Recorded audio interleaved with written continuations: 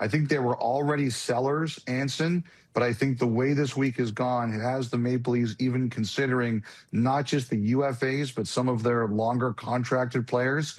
I think if people have ideas, they want to call them, just call them and they'll listen to what you have to say. I think they've been very disappointed by the way this year has gone, and they're willing to listen maybe on some things that they wouldn't have been willing to listen on earlier in the year. A quiet sentence on national television just changed the Maple Leafs' entire trade deadline picture. Elliotte Friedman revealed that Toronto is no longer thinking small. The front office is widening its scope, and more names are now in play than expected. Core stars are not included, but the list is growing, and what that means behind closed doors is only starting to surface. Elliotte Friedman delivered the update during Saturday headlines on Sportsnet. He reported that the Toronto Maple Leafs are expanding what they are willing to consider before the March 6 NHL trade deadline. The original expectation was simple. Toronto would evaluate pending unrestricted free agents and decide whether to move. That plan has now shifted. Friedman said the word around them is they are widening their scope of what they would consider. That statement confirmed the organization is no longer focused only on expiring contracts. The front office is now discussing players who have term remaining on their deals. This changes the trade structure. Players with term often carry more value because acquiring teams control them beyond the season. He's the captain of the Senators. He's a great captain for the Senators.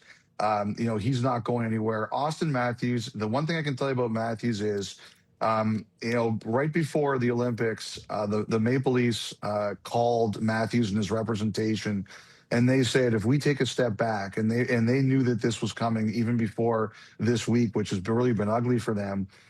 If we take a step back, are we going to have a problem with Auston for next year?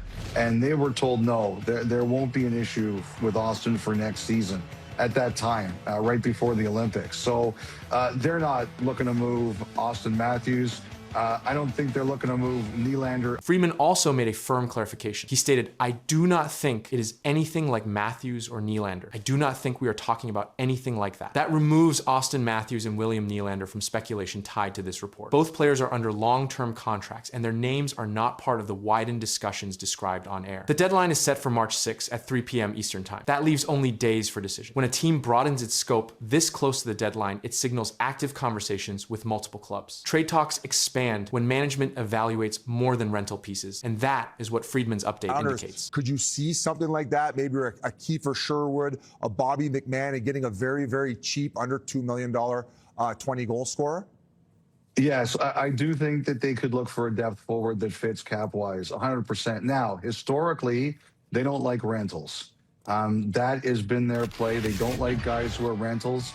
Sherwood would be a rental. McMann would be a rental. One player discussed directly was Bobby McMann. McMann is a pending unrestricted free agent. Friedman said McMann could go either way. He added that the fact McMann remains with Toronto suggests no offer has yet met the team's expectations. That places his situation in a flexible category. He could stay or he could move, and no final decision has been reported. Friedman also mentioned defenseman Oliver Ekman-Larsson in relation to possible league interest. He said the Edmonton Oilers are looking at options on defense and at center depth. Ekman-Larsson is under contract beyond this season, which fits the widened scope Friedman described. It shows that teams are asking about players with control beyond one playoff run. This development comes while Toronto sits outside a strong playoff position. Recent losses have tightened the race in the Eastern Conference. Teams in that position often reassess strategy. Expanding trade discussions can serve two purposes. It can reshape the current roster, and it can also address longer-term salary structure. Defense discussions are part of that picture. Friedman noted that Edmonton is looking for a right-shot defenseman or a third-line center. He linked Oliver Ekman-Larsson to league interests, pointing out that Ekman-Larsson has experience playing the right side. Ekman-Larsson is signed beyond this season, and his contract status aligns with a broadened strategy. Morgan Rielly's name also surfaced during the segment. Rielly carries a no-movement clause in his contract, and that protection limits trade flexibility. Friedman said he was not certain whether Rielly had been formally discussed, but added that Toronto is considering more things. That statement reflects a wider evaluation of roster options, even if restrictions apply. The Maple Leafs general manager Brad Treliving now faces limited time. The NHL trade deadline remains fixed at 3 p.m. Eastern on March 6, and trades completed after that time are not permitted for postseason eligibility. That firm deadline increases pressure in the final days. Phone calls intensify and offers change quickly. Reports indicate Toronto has struggled since the Olympic break, which has influenced how the front office views its position. When results decline close to the deadline, management often studies whether to sell assets, retain players, or adjust long-term planning. Expanding discussions suggests a broader internal review. Players with expiring contracts still still remain part of the process. Bobby McMann's situation remains unresolved. Friedman's statement that McMann could go either way shows no final direction has been chosen, and that flexibility can shift quickly if another team presents an offer that meets Toronto's valuation. This approach does not confirm a rebuild, and it does not confirm a blockbuster. It confirms activity. Friedman's on-air update establishes that Toronto is listening on more names than previously reported, and that includes players signed beyond this year. It excludes core stars such as Auston Matthews and William Nylander, and it places the organization in an active negotiating position days before the deadline. With the scope widened and time running short, league executives now monitor Toronto closely. Conversations continue behind closed doors, and decisions must come before the clock stops. Breaking now at noon, Pittsburgh Penguins captain Sidney Crosby is officially out. KDKA sports reporter Cassidy Wood is here in the studio with us this afternoon. Cassidy, this isn't just 1 or 2 games without Sid. Yeah, that's right, Barry. Unfortunately, Sid will miss a minimum of 4 weeks now. Just not the news we wanted to hear today as the Penguins. More bad news has just hit Sidney Crosby, and this time it could shake the entire Penguins season. The Olympic injury that forced him out of the gold medal game is now confirmed to sideline him for weeks. Pittsburgh has placed its captain on injured reserve. The timing is critical, the impact is immediate, and the consequences are still unfolding. The Penguins return to the ice tomorrow after the Olympic break without Sidney Crosby. Crosby is out for at least 4 weeks.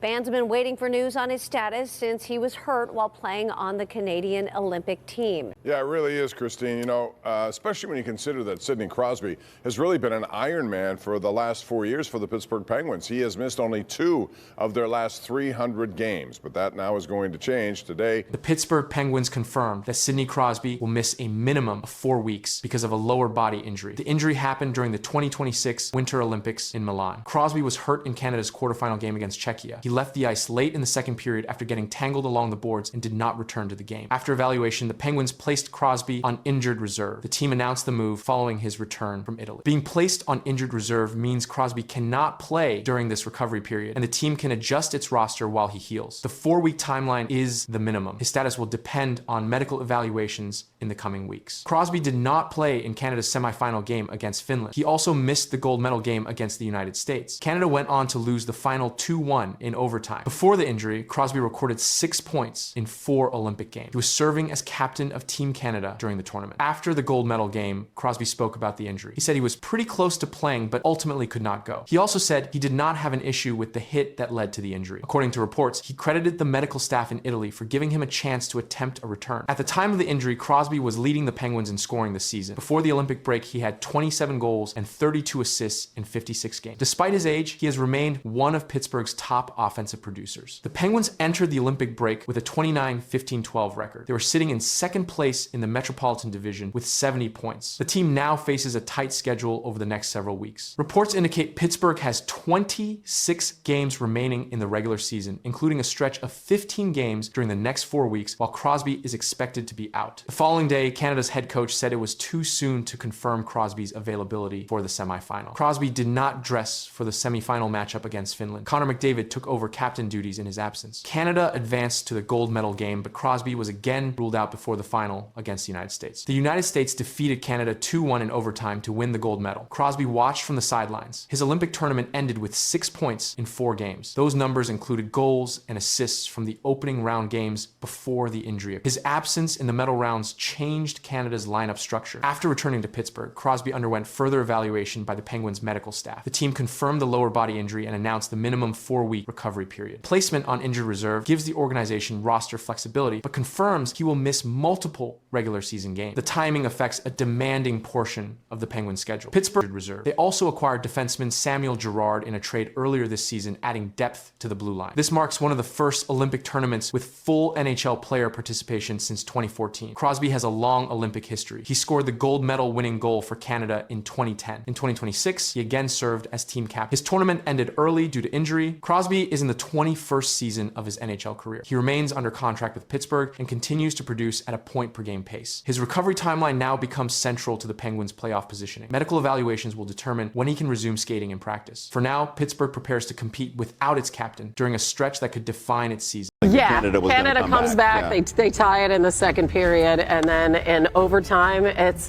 Jack Hughes for the USA. Unbelievable. It's so fitting that the game went to overtime because both of these teams, the favorites coming into the tournament, were pushed to overtime earlier in the week in the quarters. So, I was hoping it would go to overtime for extra. The golden goal ended a 46-year wait, and the celebration was loud. The images of Jack Hughes without his front teeth spread across the world within minutes, and less than 24 hours after overtime in Canada, Hughes delivered an update that shifted the focus away from the medal onto his condition. And that update carried consequences beyond the Olympic stage. Jack Hughes scored the overtime winner against Canada in the Olympic men's hockey final, and the goal secured the United States' first Olympic gold medal in men's hockey since 1980. The game ended in sudden death, and the final score was 2-1. One shot decided the championship as Hughes received the puck, released a quick shot, and beat the Canadian goaltender, and officials confirmed the goal immediately while Team USA left the bench in celebration.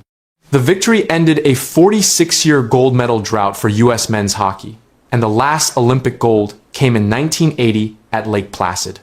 That team defeated the Soviet Union before winning gold, and this time, National Hockey League players led the roster, and Hughes' overtime goal placed him at the center of that historic moment. But the game carried another turning point earlier in regulation when Hughes lost multiple teeth after contact near the net. Broadcast footage showed visible damage and blood appeared on the ice as he skated to the bench for treatment, and medical staff evaluated him before he later returned to the game. There was no report of a concussion, and the injury involved dental trauma. Images of Hughes smiling without several front teeth spread across media platforms within minutes, and the moment became part of the Olympic coverage. Despite the injury, he continued to take shifts, and he did not leave the game permanently, and his return set up the final sequence in overtime. After the game, Hughes addressed reporters, and according to coverage from Sports Illustrated, he confirmed the damage and said, "I will get them fixed." That short statement carried weight because it confirmed that dental repair would be required, and it ended speculation about whether the injury was minor, since it was not temporary and it required follow-up treatment. Olympics.com reported that Hughes laughed off missing teeth after scoring the golden goal, and the article described him smiling during celebrations despite the visible loss of teeth. The report focused on the sequence from injury during regulation to return to play, and then the overtime winner, and that timeline became central to the story. A New Jersey oral surgeon later spoke to NJ Monthly about dental trauma in hockey, and the surgeon explained that injuries involving lost teeth often require procedures such as implants or reconstructive work. While the surgeon did not treat Hughes directly, the explanation outlined the seriousness of such damage, and dental replacement is not immediate because it involves planning and medical care. The celebration on the ice continued long after the overtime goal, as Hughes skated with teammates, held the American flag, and wore the gold medal during the ceremony, while cameras continued to capture his missing teeth. The images symbolize both victory and injury, but the story did not end with the medal presentation. The focus shifted quickly after the medal ceremony, and attention moved from the overtime replay to Hughes' condition as his statement, "I will get them fixed," confirmed that dental procedures were ahead. That meant medical appointments and recovery steps, and it also meant questions about timing as the National Hockey League season prepares to resume. Hughes plays for the New Jersey Devils in the National Hockey League, and the Olympic tournament paused the NHL regular season while players are expected to return to their teams after international competition ends. Any confirmed injury draws attention, especially when it involves a top scorer, and dental trauma does not always prevent play, but treatment can require multiple visits. Sports Illustrated reported that Hughes shared a broken teeth update following the gold medal win, and he acknowledged the damage publicly, while the outlet confirmed he would undergo dental repair. No official timeline was provided in that report, and there was no announcement of missed games at that time, and the confirmed fact remained the need for corrective work. Newsweek also reported on Hughes' media appearance after the victory, and during one exchange, he shut down an awkward question from a reporter, and the interaction was brief. It redirected attention to hockey matters, and the report described the moment as firm and controlled, while that exchange circulated across social media and became part of the wider coverage around him. The New York Post published coverage describing Hughes as having cemented his place as an Olympic and American hero, and the article connected the overtime goal to the long gap since 1980. The framing focused on history and national impact, and emphasized that the United States had waited decades for this result, and the goal ended that drought in sudden death against Canada. The rivalry between the United States and Canada in hockey carries deep history, and Olympic matchups between the two nations often draw large audiences. An overtime final increased the pressure because one mistake could decide everything, and Hughes' shot ended the contest instantly, and that sequence elevated his profile beyond the National Hockey League season. Olympics.com documented that Hughes returned to play after losing his teeth and later scored the golden goal, and the report emphasized his ability to continue competing after visible injury. It detailed the progression from regulation damage to overtime victory, and that order of events defined the headline coverage. Medical experts speaking to NJ Monthly explained that dental injuries in hockey can involve fractures, displacement, or full loss of teeth, and treatment may include implants or reconstructive procedures.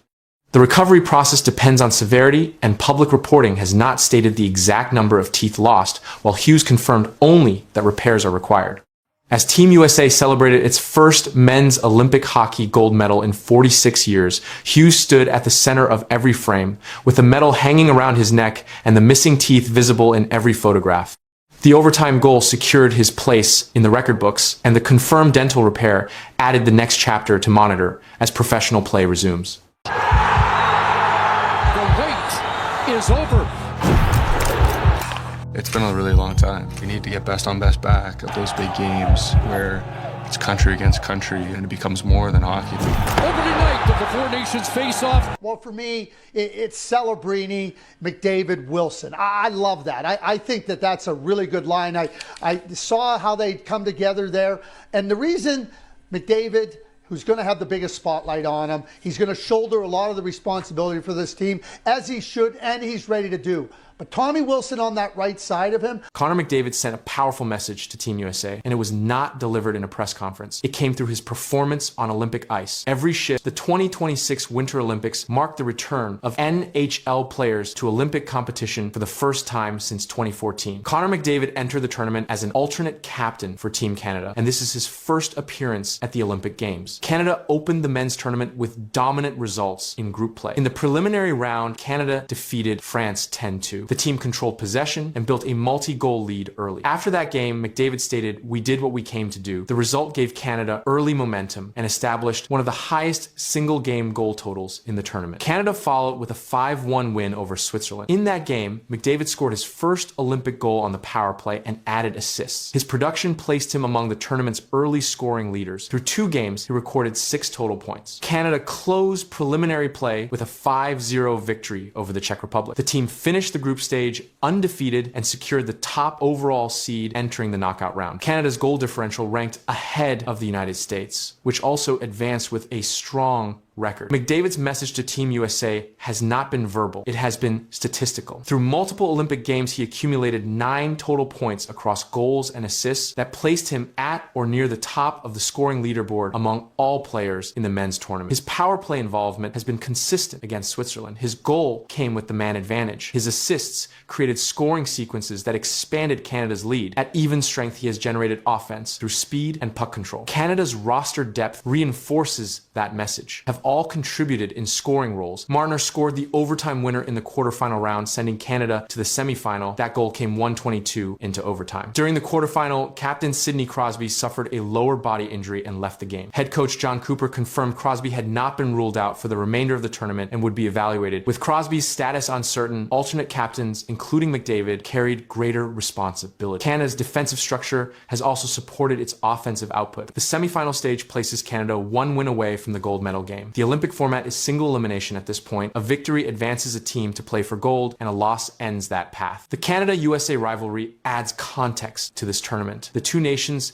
have met in multiple Olympic and international championship games. A gold medal matchup would place McDavid against American NHL stars under Olympic stakes. Finland head coach Antti Pennanen said there were no lengths they would not consider with a gold medal opportunity at stake. The remark highlighted how opponents are preparing specifically for Canada's offensive threats. McDavid's threat is defined by measurable production. His goal contributions account for a significant percentage of Canada's scoring through the first rounds. His assist totals reflect playmaking involvement on multiple lines. Canada's special teams rank among the strongest in the tournament. McDavid's Olympic debut has been marked by high impact shifts and consistent scoring. His presence on the top line and first power play unit demonstrates the coaching staff's reliance on his production. The message sent to Team USA is not spoken. It is reflected in standings, goal totals, and scoring charts. Canada enters the final stage of the tournament as the top-seeded team with one of the highest goal outputs in the competition. The Olympic schedule concludes on February 22 with the gold medal game. Canada's path remains active and the United States' path remains active. Statistical leaders, including Connor McDavid, now shape the final outcome through performance rather than words.